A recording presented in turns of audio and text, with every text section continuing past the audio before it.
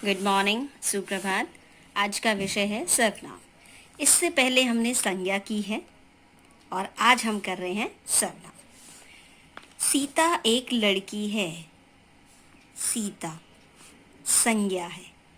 किसी भी व्यक्ति का नाम, वस्तु का नाम, स्थान का नाम, भाव का नाम संज्ञा होता है। नेक्स्ट एग्जाम्पल, वह अच्छा गाती है। कौन? सीता। लेकिन हमने सीता नहीं लिखा, वापस वहां लिखा वह। तो संज्ञा की जगह पर, स्थान पर जब हम इस तरह के शब्दों का इस्तेमाल करते हैं या जिन दूसरे शब्दों का इस्तेमाल करते हैं वह कहलाते हैं सर्वनाम।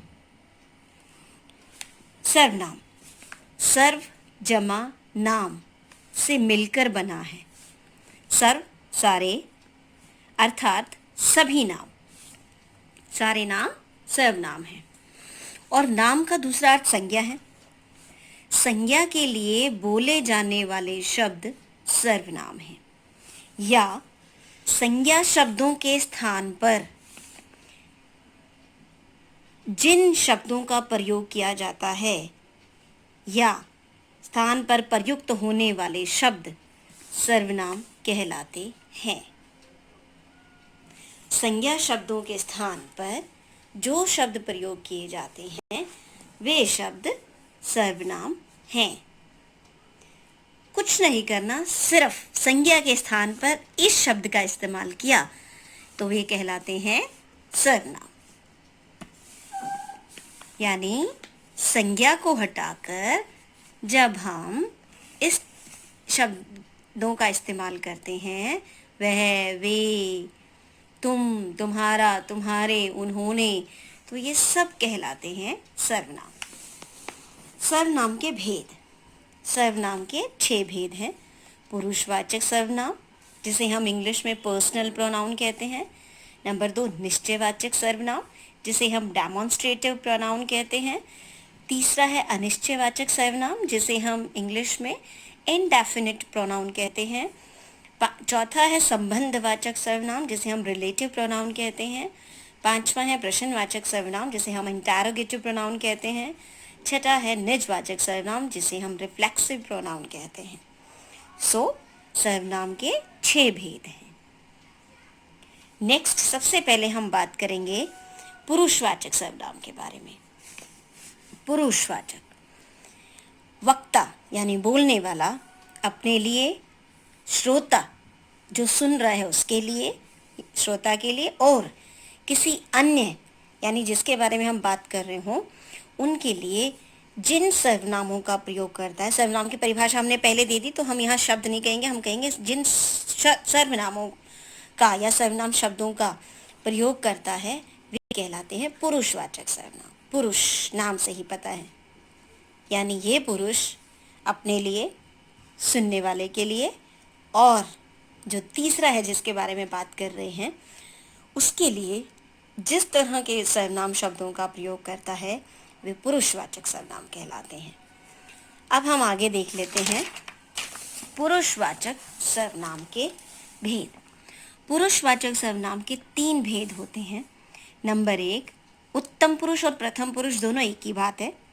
इसे उत्तम पुरुष भी कहते हैं, प्रथम पुरुष भी कहते हैं। उत्तम पुरुष या प्रथम पुरुष, इसे इंग्लिश में कहेंगे फर्स्ट पर्सन।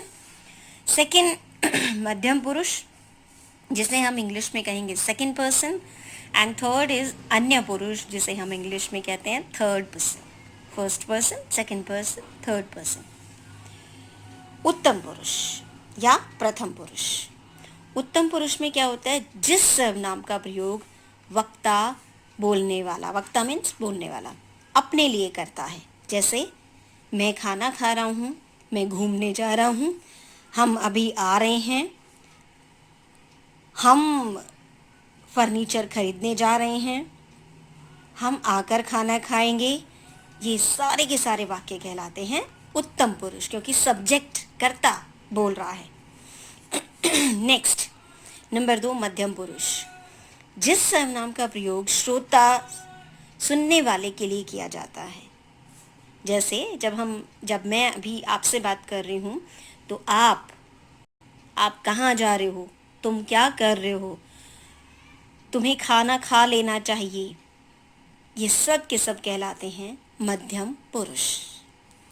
थर्ड है अन्य पुरुष, जिस सर्वनाम का प्रयोग वक्ता अन्य पुरुष के लिए करता है, जैसे